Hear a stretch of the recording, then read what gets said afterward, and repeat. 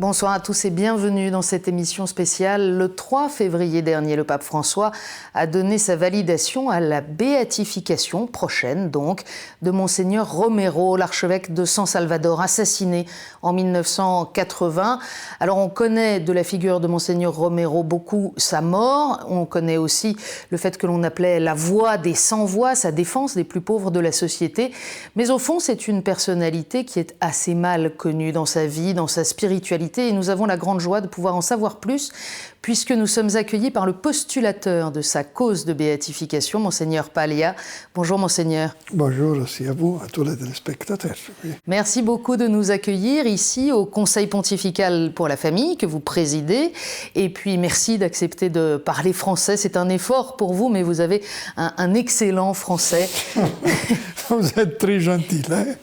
Merci beaucoup d'accepter ça. Vous êtes donc le postulateur, en fait le défenseur, le porteur, celui qui suit cette cause depuis des années déjà. Alors, quelle a été votre réaction? On attendait cet accord du pape, mais qu'est-ce que vous avez ressenti? Quelle a été votre réaction? Oui, évidemment, pour moi, c'était une victoire, dans un certain sens, oui.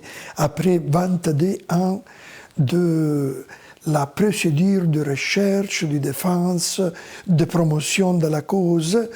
Et nous avons dû supérer beaucoup de difficultés. Mais à la fin, le décret du pape nous a donné un grand don pour l'Église et je crois aussi pour le monde entier. Alors, on va revenir sur les étapes de cette cause, parce que ça n'a pas été simple, mais je suis sûre que beaucoup de ceux qui nous regardent, comme moi, ont finalement beaucoup plus d'informations, je le disais, sur la mort, l'assassinat de Monseigneur Romero, que sur sa vie. Et parfois, on a eu le sentiment qu'il s'agissait d'une sorte de Che Guevara catholique, d'un révolutionnaire latino-américain. Alors, j'aimerais que vous nous aidiez à le connaître un peu plus en vérité. Oui, non. Monseigneur, d'abord, pour situer quand même, Monseigneur Romero, il naît le 15 août 1917 dans une famille nombreuse, et il n'est pas destiné à devenir prêtre. Non, il a immédiatement dans sa famille reçu une éducation très religieuse. Et il était comme pris dans l'esprit de la religiosité catholique, populaire. Il aimait aller beaucoup souvent à la messe et en famille à prier, etc.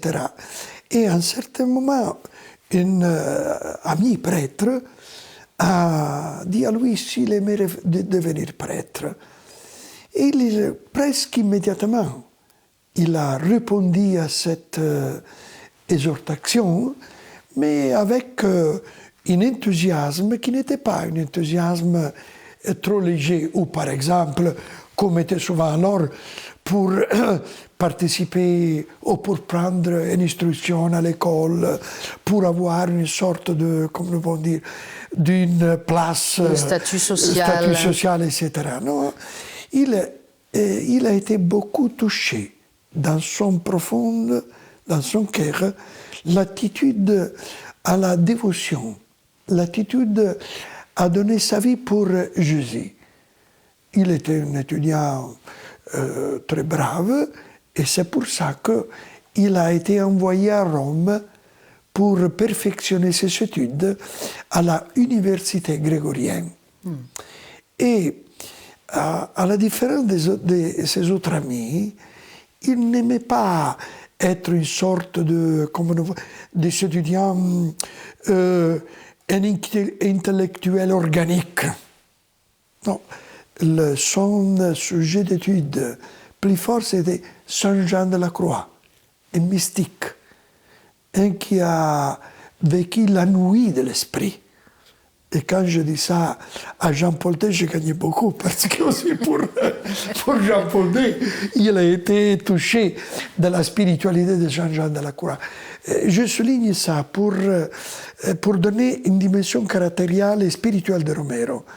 Il n'était pas une intellectuelle qui aimait imaginer la réalité avec des catégories structurelles ou kantiennes ou marxistes. Mais il était une sorte je pourrais dire de mystique. Romero a une dimension mystique. Alors, après son ordination presbytérale, on ne va pas pouvoir raconter toute sa vie, mais à cette dimension mystique s'ajoute assez tôt une dimension pastorale avec un vrai souci de trouver des moyens de rejoindre les gens, de les accompagner. Oui, il était, du moment qu'il a commencé à exercer son ministère presbytéral, et encore plus quand il a été choisi comme évêque de Sant'Anna, il avait une attitude d'être à côté des pauvres incroyable, et toujours au-dedans d'un cadre que nous pouvons dire traditionnel. Oui. Mais il déjà aimait les pauvres. Et il disait plusieurs fois, par exemple, aux propriétaires terriers, par exemple, il disait, vous devez donner le salaire juste aux campesinos, aux paysannes. Parce que autrement, le marxiste ou le marxisme viendra au-dedans de notre pays. Et il exhortait beaucoup ça. Dans ce sens, nous pouvons dire qu'il était un homme qui aimait les pauvres, certainement dans un cadre d'impiété traditionnelle, populaire. Il aimait beaucoup prêcher. Il aimait aller avec sa voiture dans les villages pour remplacer les paysans et parler avec eux. Il avait dans sa poche toujours un peu de suite pour les petits enfants. Dans ce sens, il était un évêque, un prêtre, un évêque qui avait une respectabilité, mais dans un cadre que je pourrais dire ordinaire, normal. Il était aussi spirituellement proche de l'Opus Dei, ce qu'on sait moins. Oui, de l'Opus Dei, mais aussi des autres mouvements. Il aimait beaucoup aussi les cursus de Christianidad. Il avait des pères spirituels de l'Opus Dei. Une chose que je voudrais souligner, c'est son amour pour le Concile Vatican II. Plusieurs fois, quelques évêques, et surtout le nonce apostolique, poussait Romero à écrire des commentaires pour présenter les documents du Concile Vatican II au clergé et au peuple de San Salvador. Et en effet, dans ce travail, Romero avait fixé au moins 5000 petits papiers pour nourrir soi-même et les autres de l'esprit du Vatican II et après de Medellín.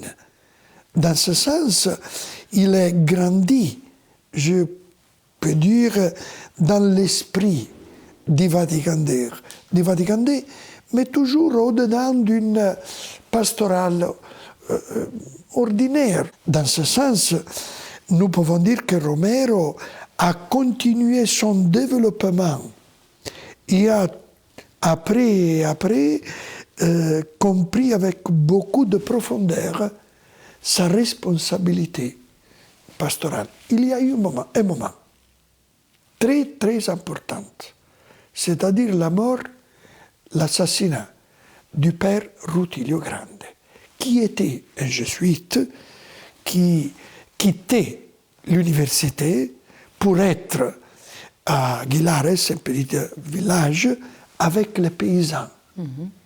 Il a choisi une attitude pastorale au milieu des paysans. Et il était le meilleur ami de Romero. Il a été entré au bien. Il a été nommé archevêque de San Salvador le 3 février. Une date symbolique pour nous.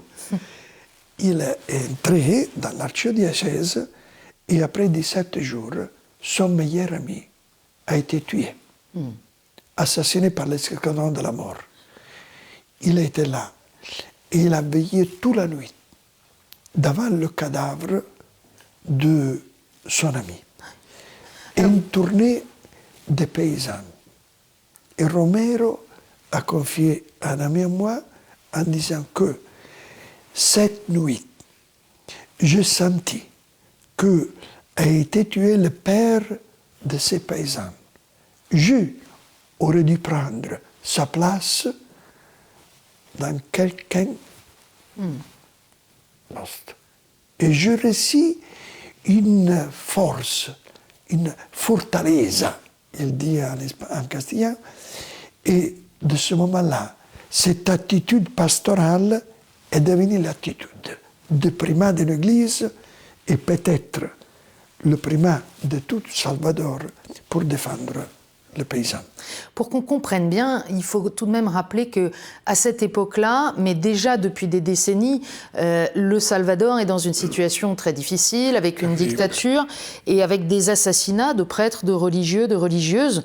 Oui, c'était déjà le cas à la naissance de Monseigneur Romero. Ça dure depuis des années, les régimes se succèdent.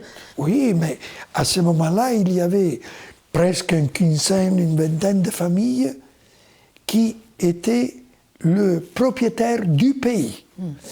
Et le peuple, la majorité absolue du peuple était dans une sorte d'esclavage. Ont été tués certainement à Romero, mais avant lui, après lui, des paysans, des prêtres, des catéchistes.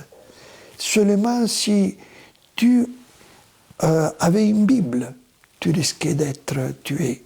Un curé d'une paroisse pas loin de San Salvador a été tué par exemple un prêtre qui seulement parce qu'il confessait les hommes de la guérilla.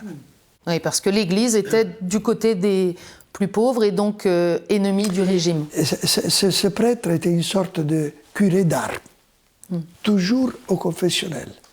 Seulement pour ça il a été tué. C'est pour ça que Romero a réagi avec une force du pasteur. Il n'était pas un héros. Il avait peur de mourir. Il avait peur de contraste. Il n'était pas un homme avec un caractère autoritaire. Oui, il avait un caractère pas facile. Mais il a dû recevoir une force particulière pour être le defensor pauperum, le défenseur des pauvres et de la ville. Quand il devient archevêque de San Salvador, il est déjà connu comme la voix des sans-voix. On peut préciser en clin d'œil pour les médias que c'est un surnom qui lui vient du fait que très tôt il a utilisé la radio, pour s'adresser à la population. Oui. Quand a été assassiné Rutilio Grande, Romero immédiatement a parlé avec le président de la République pour l'exhorter à faire une enquête. Le président a dit oui, mais après 3, 4, 5 fois, il n'a fait rien. Romero, en voyant cette sourde complicité, il a décidé de parler. Ça, c'est le changement. Romero change dans le sens qu'il prend la responsabilité d'être la voix des pauvres au sommet du pays, comme responsable, comme pasteur de tous. Ça, c'est le changement. C'est un changement, une conversion pastorale. Nous pourrions dire comme ça. Ce n'est pas une conversion de foi, comme quelqu'un dit. Il n'a pas choisi d'être le défenseur de la violence. Aussi, il était contre la violence de la guérilla. Parce qu'il disait, chaque violence produit autre violence. Il exhortait tous à quitter les armes. Il avait une peur terrible de la guerre civile du pays, qui en effet est arrivée après sa mort. C'est dans ce sens qu'il parlait, il dénonçait toutes les choses, parce que l'autorité publique est cachée. Et alors il a entendu la responsabilité. Dans ce contexte, il a eu beaucoup d'ennemis au-dedans de la hiérarchie du Salvador. À Rome arrivaient des piliers de cartes contre lui. Et il avait une sorte d'opposition mais vraiment incroyable. Et ils ont accepté comme nous pouvons dire, l'accuse très facile au Salvador que Romero était marxiste, qu'il était communiste. Romero, il était un pasteur. Je vis toute la bibliothèque de Romero. J'ai trouvé seulement 2 volumes autour de la théologie de la libération, qui était l'un des sobrinos qui était un prêtre de San Salvador. Mais il avait des volumes des pères de l'Église. Quelqu'un, par exemple, des livres de Stepinac ou d'évêques polonais sur le régime communiste. Il avait beaucoup de volumes autour de Vatican II, autour de Medellín, de Puebla, autour des prières, des pastorales. Dans ce sens, Romero, comme le disait Jean-Paul II, qu'au début il avait quelques problèmes avec lui, j'ai parlé beaucoup avec Jean-Paul II de Romero. Immédiatement, il a compris et il a changé son jugement en disant Romero est de l'Église, avec la force de Jean-Paul II, comme il savait le faire.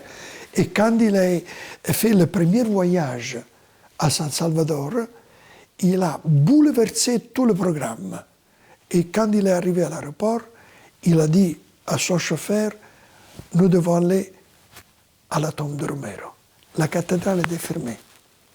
Il a dit attendre 15 minutes pour que le curé se réveillait et allait ouvrir l'église.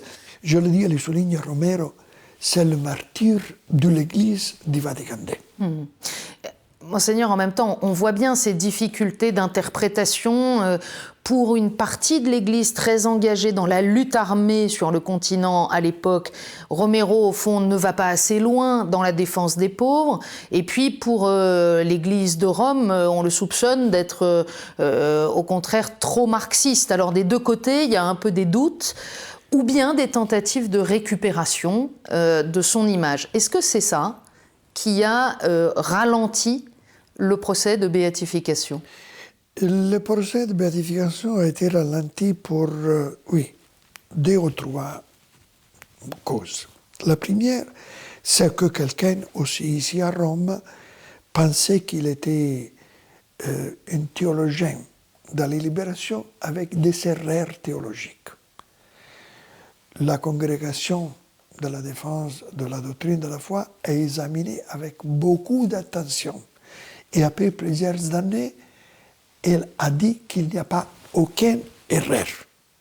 Bien, mais Romero divise encore le pays. Il y a encore des évêques qui sont contre lui. Ils ont dit, nous devons attendre un peu pour éviter une clash au-dedans du pays. Et j'ai patienté beaucoup.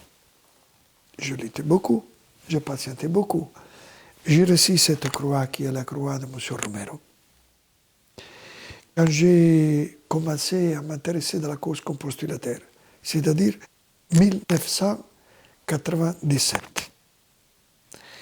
C'est une relique pour moi et c'est aussi une mémoire pour prendre l'attitude de M. Romero. Après 20 ans, je dis au Pope Benoît, je crois que nous ne pouvons pas continuer à bloquer cette cause. Nous avons une responsabilité en face de l'Église de la vérité. Je veux la vérité. Je ne dis pas que Romero est... Je suis convaincu qu'il a été tué pour la foi. Mais je veux que le processus, la cause continue. Et le pape Benoît m'a dit oui, c'est arrivé l'étape pour moi aussi. Et la cause a été débloquée et nous sommes arrivés à la conclusion qui a été acceptée, je dois dire, et ça c'est une grande satisfaction pour moi aussi et pour mes collaborateurs. Tous les membres de la commission théologique et de la commission de cardinaux ont accepté à l'unanimité la raison de la cause. Romero a été tué pour la foi. Certainement pas pour la foi du catéchisme, d'une formule. Une foi qui exige l'engagement de soi-même pour les pauvres, pour la cause de la justice, pour la cause de la fraternité, pour la cause d'une Église qui va se mélanger à la société pour la changer, pour aider le peuple à retrouver sa perspective d'un futur qui soit un futur de solidarité et de paix pour tout le monde. Alors c'est effectivement aussi une des questions qui a pu circuler, de dire martyr, mort en haine de la foi, ça suppose que ces assassins voulaient le tuer en haine de la foi. Oui, je crois. Et c'était un point de débat. Absolument. Mais vous savez qu'à ce moment, aujourd'hui, après le Vatican II, et la théologie même est changée. Parce qu'on a vu que une Église qui se mélange dans la situation concrète, c'est une Église qui n'a pas une foi abstracte. Le très fameux théologien français, Henri de Lubac, il dit clairement que le dogme a un aspect social. Alors, dans ce sens, on comprend que la foi, ce n'est pas une sorte d'affirmation intellectualiste. La foi change la société. La foi est une levain. La foi est une lumière qui illumine. Et dans ce sens, les assassins ont tué 7 fois. Ils voulaient faire taire cette Église.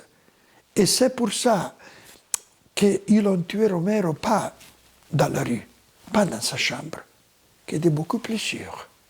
Ils l'ont tué sur l'autel, à la distance de trentaine de mètres, avec un danger de ne le pas tuer et de le blesser seulement, par exemple. Mais ils ont choisi ce symbole. L'Église qui dit la messe avec les pauvres, l'Église qui vive pour les autres et pas pour soi-même, cette Église doit être bloquée. Et ils ont cherché de faire ça. Alors, je voudrais qu'on dise un mot aussi sur les papes. Vous avez parlé du pape Benoît.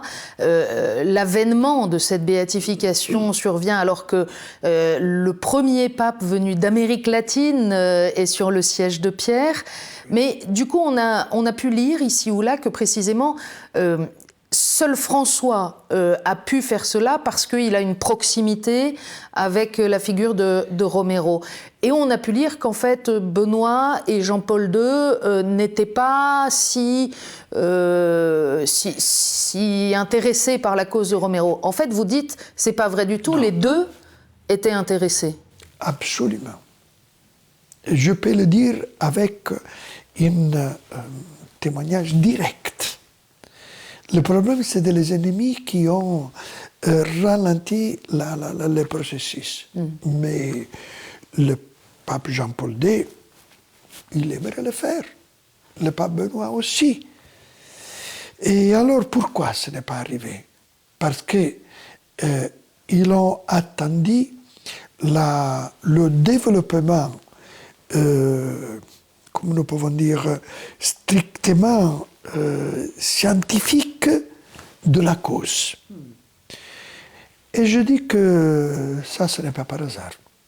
En tout cas, elle advient maintenant avec cette unanimité des commissions que vous avez soulignées. Donc, ça n'est pas un objet de débat. Non. Pour moi, je dis que c'est providentiel. Je dis qu'il a été déjà écrit dans le dessein de Dieu que Romero devrait être béatifié par le premier pape de l'Amérique latine. Et le pape François a besoin, dans certain sens, de la témoignage de Romero, le premier martyr, je dis, du Vatican II. Parce que du ciel, Romero aide le pape François à promouvoir une église pauvre, pour le pauvre. Je crois que Romero prêche au paradis l'exhortation de Jean-Paul, de Pape François sur la terre. Très concrètement, cette béatification, elle va arriver bientôt? Absolument, avant l'été. Avant l'été, donc cette année, ce sera célébré à San Salvador? À San Salvador par le cardinal Amato. Et je peux dire aux amis que nous avons déjà initié la cause de béatification de Père Rutilio Grande. Pour terminer, Monseigneur, on dit que le sang des martyrs est semence de chrétiens. Oui. Qu'est-ce que Monseigneur Romero nous dit pour aujourd'hui, pour notre vie d'aujourd'hui, comme chrétien, en Amérique latine ou ailleurs dans le monde? Je le dis avec un petit résumé d'une homélie qu'il a fait devant un prêtre qui a été assassiné par l'escadron de la mort. Il disait, le Concile Vatican II demande à toutes les chrétiennes aujourd'hui d'être martyrs, c'est-à-dire de concevoir sa vie pour la donner aux autres. À quelqu'un, comme à ce prêtre, il demande de donner la vie jusqu'au sang. À nous tous, en tout cas, il demande de donner la vie pour les autres. Merci de nous avoir accueillis une fois de plus, j'allais dire, ici à Rome. Et bien sûr, nous suivrons la béatification de Monseigneur Romero. Un dernier mot pour conclure, pour ceux qui seraient encore mal à l'aise avec les questions idéologiques, pour souligner que le jour où le pape François a signé ce décret reconnaissant le martyre en haine de la foi de Monseigneur Romero, assassiné par les escadrons de la mort au Salvador, il a signé aussi le décret de béatification de 3 prêtres, un Italien et 2 Polonais, assassinés, eux, par le Sentier lumineux marxiste au Pérou. Merci à vous d'avoir suivi cette émission. À bientôt.